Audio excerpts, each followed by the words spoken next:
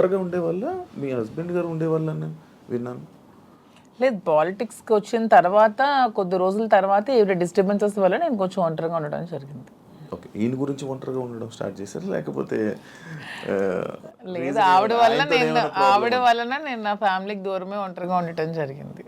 Okay, మీ X హస్బెండ్తో నేను problems ఏం లేవా మీకు? ప్రాబ్లమ్స్ అంటూ పెద్దగా లేవు, కానీ డిస్టర్బెన్సెస్ అంటూ ఉన్నాయి. అంటే తను ఎప్పుడు ఫారెన్లోనే ఉంటారు, తను ఎప్పుడు ఇండియాకి రావడానికి ఇష్టపడేవారు కాదు. నాకు ఫారెన్కి వెళ్ళడం ఇష్టం లేదు, నాకు ఎప్పుడు ఇండియాలో ఉండటం ఇష్టం. సో మేము ఎంత రిక్వెస్ట్ చేసినా వచ్చేవాళ్ళు కాదు. ఫ్యామిలీకి ప్రిఫరెన్స్ కంటే తను ఎక్కువ మనీకి ప్రిఫరెన్స్ ఇచ్చేవాళ్ళు. మేము చాలాసార్లు అడిగాం, ఇలా నాకు లోన్లీగా ఉండడం ఇష్టం లేదు, మీరు వచ్చి ఫ్యామిలీతోనే ఉండండి అని. తను ఒప్పుకునే వాళ్ళు కాదు. సో అలా మా మధ్యన డిస్టర్బెన్సెస్ పెరిగాయి, వాని వల్ల ఇంకొంచెం పెరిగి ఇంక సెపరేట్ అవుదామని నిర్ణయించుకున్నాం. ఓకే, మీ ఇద్దరు కలవడానికి రీజన్ ఎవరు, అసలు ముఖ్య కారణం ఎవరు? అంటే మీ ఇద్దరు పరిస్థితులు ప్రభావాలు అవసరం. పరిస్థితులు ప్రేమ కాదా? ప్రేమ కూడా పరిస్థితుల వల్ల మేము కలిసిన తర్వాత మా మధ్యలో ప్రేమ మొదలైంది. ఓకే, ఆ ప్రేమ కోస్తే ఎక్కువైంది. పలాసలో నేను ఉండేటప్పుడు ఎలా పోతే నాకెందుకు, నా కుటుంబ రాజకీయాల్లో తీసుకెళ్లి నన్ను స్పాయిల్ చేశారు, నా క్యారెక్టర్ అసాసినేషన్ చేశారని వాళ్ళ ఇంట్లో తను ఉండిపోవచ్చు, లేకపోతే తను నిర్ణయం తీసుకోవచ్చు. అవును. ఇంకా నన్ను పాపం ఒంటరిని చేస్తారు, ఆయన వెళ్ళి పలాసలో ఉన్నాడు, ఎలా భోజనం చేస్తున్నాడు, ఎక్కడికి వెళ్తున్నాడు, ఆయన కార్లు ఏంటి, ఆయన మనుషులు ఏంటి, ఆయన ఎక్కడ ఉండాలి, ఇవన్నీ చూడవలసిన అవసరం తనకేంటి? ఏంటి అవసరం? నాకేమైనా ఆస్తులు ఉన్నాయా, అంతస్తులు ఉన్నాయా, లేకపోతే పవర్ ఉందా, లేకపోతే ఏముందని చెయ్యాలి. కానీ అక్కడ ఏంటంటే ఒక తోటి మనిషిగా అభిమానం చూపించింది తను. నేను ఇబ్బందుల్లో ఉండేటప్పుడు నా కోసం ఇంత బాధ్యత వహించినటువంటి అమ్మాయిగా, తను నష్టపోతూ నా కోసం నిలబడినటువంటి అమ్మాయిగా నాకు కూడా ఒక ఏ ప్రేమనైతే కోల్పోయినాను జీవితంలో, ఆ ప్రేమ నేను ఆమె దగ్గర పొందాను. సో ఇది నేను అనుకుంటాను గత జన్మ సుకృతం. ఏది కూడా ఊరికే రాదు, జన్మలో అనుబంధం అది కంటిన్యూషన్ వస్తుంది. గత జన్మలో అక్కడ తాగింది ఇప్పుడు ఇక్కడతో కంటిన్యూ అవుతుంది. అని మీరు గత జన్మలో కూడా మనిషిగా వచ్చారంటారా? ఇప్పుడు రెండు ఉంటాయి సార్.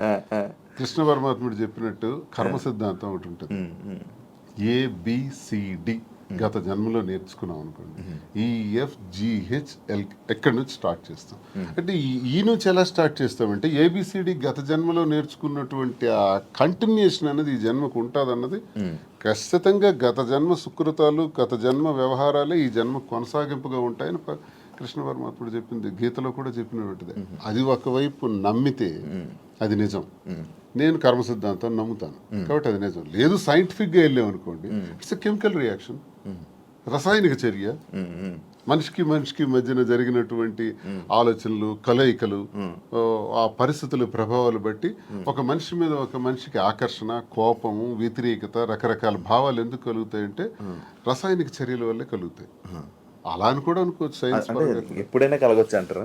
కలగచ్చు అంతే. ఏ మనిషి ఎప్పుడు ఎలా మారుతారో, ఎప్పుడు శత్రువులు అవుతారో, ఎప్పుడు మిత్రులు అవుతారో, ఎప్పుడు ఏ రకంగా మారుతాం అన్నది ఇదంతా మనిషికి మధ్యన ఉండేది కెమికల్ బ్యాలెన్స్. అది ఇంబ్యాలెన్స్ అయితే ఇంకో రకంగా మారుతాం, వైలెంట్ గా మారుతాం. సైన్స్ ప్రకారం లేదు, కర్మ సిద్ధాంతం ప్రకారం వెళ్తే గత జన్మ సుకృతం. ఏదనుకున్నా మాది కెమిస్ట్రీ పరంగా చూసుకుంటే, సైన్స్ ప్రకారం చూసుకుంటే రసాయనిక చర్య, లేదు కర్మ సిద్ధాంతం ప్రకారం చూసుకుంటే గత జన్మ సుకృతం. ఓకే, మాధురి గారు, మీరు ఇద్దరు కలిసి ఉండడం స్టార్ట్ చేశాక మీలో ఉన్న మార్పులు ఏం చూసారు మీ జర్నీ? అంటే ఏ ఒంటరితనంతో నేను బాధపడ్డాను, ఏ ప్రేమ తక్కువై నేను సఫర్ అయ్యాను. మీకు కూడా ప్రేమ తక్కువైంది ఇంట్లో? మరి ఇద్దరు వేరేగా, ఒకళ్ళు ఫారెన్ లో ఒకళ్ళు ఇండియాలో ఉంటే ప్రేమ తక్కువ ఉంటుంది. వైఫ్ అండ్ హస్బెండ్ అంటే దగ్గరగా ఉంటాయి కదా బాండ్ అనేది. అంటే లాంగ్ డిస్టెన్స్ లవ్ స్టోరీస్ అని ఇప్పుడు రీసెంట్ గా బాగా వైరల్. నాకు అలాంటివి నచ్చవు. కొంతమంది ఒక్కొక్క స్టోరీస్ నచ్చుతారు, మీకు లాంగ్ డిస్టెన్స్ స్టోరీస్ నచ్చవు. స్టోరీ లేదు. నాకు మాత్రం నా పక్కనే హస్బెండ్ ఉండాలనే ఫీలింగ్ తో ఉన్న అమ్మాయి నేనైతే మొదటి నుంచి ఉన్నాను. సో నాకు ఏ రోజైతే నేను శ్రీనివాస్ గారితో నా లైఫ్ స్టార్ట్ చేశానో, నా జర్నీ, అప్పటి నుంచి నాకు హ్యాపీనెస్ కానీ, మీరు అన్నట్టు నా ఒంటరితనం పోయి నాకు అంటూ ఒక తోడు దొరికింది, హ్యాపీగా ఉన్నాను. నన్ను వదిలే ఏ రోజు కూడా ఎక్కడికి ఇంతవరకు ఈ 4 yearsలో ఎప్పుడు ఎక్కడికి పోలేదు, ఎప్పుడు నాతోనే ఉంటారు. ఎక్కడికి వెళ్ళినా ఇద్దరం కలిసే ట్రావెల్ చేస్తాం, ఏ పనైనా ఇద్దరం కలిసే చేస్తాం. ఈవెన్ ఎలక్షన్ క్యాంపెయినింగ్ కానీ ఎక్కడికి వెళ్ళాలని అన్ని ఇద్దరం కలిసే చేస్తాం. నాకు చాలా హ్యాపీగా ఉంది. నేను కోరుకున్న జీవితం నాకు దొరికినట్టు అనిపిస్తుంది. మీ ఇద్దరి మధ్యన హ్యాపీగా ఉండొచ్చు, కానీ సొసైటీ కానీ, లేకపోతే మిమ్మల్ని నమ్మి ఓట్లు వేయడానికి కానీ, లేకపోతే ఎవరైతే జనాలు ఉన్నారో వాళ్ళ మాటలను మీరు పట్టించుకుంటారా? సొసైటీకి మా వల్ల వచ్చిన ఇబ్బంది ఏంటి నాకు అర్థం కాదు. అంటే మీరు ఏం చూపిద్దామని అనుకుంటున్నారు? ఏం చూపిద్దాం? ఒక హస్బెండ్ తో డిఫరెంట్ ఒక అమ్మాయి, ఒక వైఫ్ తో డిఫరెంట్ అబ్బాయి కలిసి ఇంకొక పెళ్లి చేసుకుంటున్నాం. దానికి ఇంకేం చూపించాలనుకుంటున్నారు ఎవరైనా? దీంట్లో ఏం చూపిద్దాం అని మీరు అనుకుంటున్నారు? ఎందుకు మీరందరికీ మీకు ఇది నెగిటివ్ కనిపిస్తోంది? నాకు నా హస్బెండ్ తో డిఫరెన్సెస్ ఉన్నాయి, ఇతనికి ఈమె వైఫ్ తో డిఫరెన్సెస్ ఉన్నాయి. సో మా ఇద్దరం కలిపి ఒకటయ్యాం. దానిలో తప్పే ఉంది. ఎంతమంది సెకండ్ మ్యారేజ్ చేసుకోవట్లేదు, 3-4 పెళ్లిళ్ళు చేసుకుంటున్నారు. మేము 2వ పెళ్లి చేసుకున్నాం. దీంట్లో ఎందుకు అంత చెప్పకుండా చేసుకుంటున్నారు? 3 పెళ్లిళ్ళు 4 పెళ్లిళ్ళు చేసుకుంటున్నారు. పెళ్లిలో ఒకనే ప్రెగ్నెంట్లు చేస్తున్నారు, పిల్లల్ని కనేస్తున్నారు, వదిలేస్తున్నారు, వీధిని పడేస్తున్నారు. మేము అవేమీ చేయలేదు. మేము మాకు డిఫరెన్సెస్ ఉన్నాయి, వీళ్ళకి డిఫరెన్స్ ఉన్నాయి. మా పబ్లిక్ చెప్పాం, మా ప్రజలకు చెప్పాం, మా ప్రజలకు చెప్పే మేము మొన్న ఎలక్షన్ చేసాం.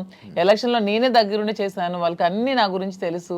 మా ఇద్దరిని దగ్గరుండి చేసాం. మా పిల్లల్ని చూసుకున్నాం, వీళ్ళ పిల్లలు పెళ్లి చేస్తారు, వీళ్ళ పిల్లలు సెటిల్మెంట్లు చదివించుకున్నాం. మేము గాలికి వదిలేదు కుటుంబాలకి. వీళ్ళ కుటుంబానికి ఆస్తి మొత్తం ఇచ్చేస్తున్నాడు, రోడ్డు మీదకి వచ్చారు. నేను నా తల్లిదండ్రుల ఆస్తితో నేను ఉన్నాను. నేను హస్బెండ్ నుంచి ఇంతవరకు నేను ₹1 కూడా నేను తీసుకోలేదు ఇంతవరకు. నేను నా పిల్లలకి కానీ నాకు కానీ నా పేరెంట్ నాకు ఏమైతే నాకు ఆస్తి నాకు వచ్చిందో ఆ యాన్సిస్ట్రల్ ప్రాపర్టీస్ మాత్రమే నేను నాకుతో పెట్టుకున్నాను. మీ ఎవరికి మేము ఏ బాధ పట్టుకున్నా, ఎవరికి ఎందుకు మేమేం దీనివల్ల ఎవరై సఫర్ అయ్యేది ఏముంది?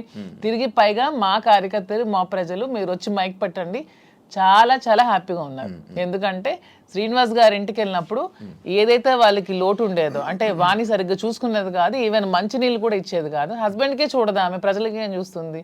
ఇప్పుడు అదేమీ లేదు. నేను ప్రతి ఒక్క కార్యకర్తకి బాగా చూసుకుంటానని వాళ్ళకి నమ్మకం కలిగి నా దగ్గర రావడం స్టార్ట్ చేశారు. నాతో ట్రావెల్ చేస్తున్నారు, నన్ను అభిమానిస్తున్నారు, ఆదరిస్తున్నారు, నన్ను అమ్మలాగా చూసుకుంటున్నారు అందరూ కూడా. ఇప్పుడు 22లో ఈ గొడవ స్టార్ట్ అయింది. 24లో నేను ఎమ్మెల్యే పోటీ చేశాను.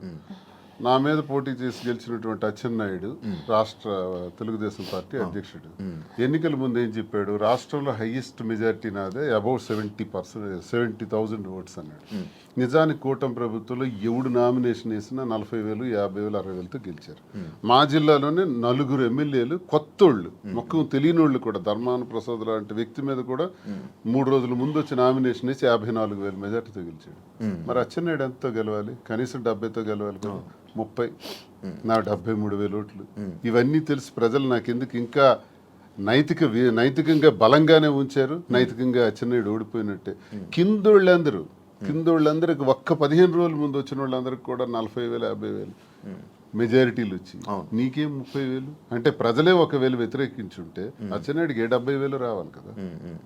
ఇంత వేవ్లో కూడా అచ్చెన్నాయుడు అతి తక్కువ ఓట్ల తేడాతో గెలిచాడు కదా. సో నేను గతసారి ఎంపీకి పోయినా 3,100 తేడా నాది. వాళ్ళకి మాకు ఎప్పుడు వెరీ లెస్ మార్జిన్, 3,000, 3,500. సో ప్రజలు బుద్ధి చెప్పాలంటే ఓట్లతోనే చెప్పేవాళ్ళు కదా. వీడు ఇలాంటోడు సంఘ వ్యతిరేకమైన పని చేసాడు, కొట్టండి అనుకుంటే నాకు 20-30,000 ఓట్లకి తగ్గి కుదించేసి ఆయనకు 1,00,000 మెజారిటీ ఇవ్వచ్చు. అది జరగల ఇంత వేవ్లో కూడా.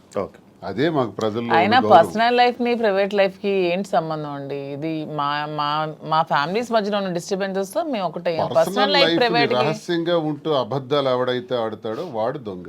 పర్సనల్ లైఫ్ ను ఓపెన్ గా తెరచిన పుస్తకంలో జనం ముందు చెప్పేస్తే దొంగలు ఎలా అవుతాము? వాస్తవం చెప్పిన వాళ్ళు అవుతాం. ప్రజలే గుర్తించారు, ప్రజలే గౌరవిస్తున్నారు. ఈ రోజు మాకున్న గౌరవం పెరిగింది సమాజంలో. ప్రతి ఒక్కళ్ళు ఎక్కడ చూసినా సార్ ఒక సెల్ఫీ అంటారు. కార్లను ఓవర్టేక్ చేసుకుని పరిగెట్టుగా స్పీడ్గా వచ్చి ఫోటో కావాలని అడుగుతున్నారు. డాక్టర్స్, ఇంజనీర్లు, పెద్ద పెద్ద ఎంప్లాయీస్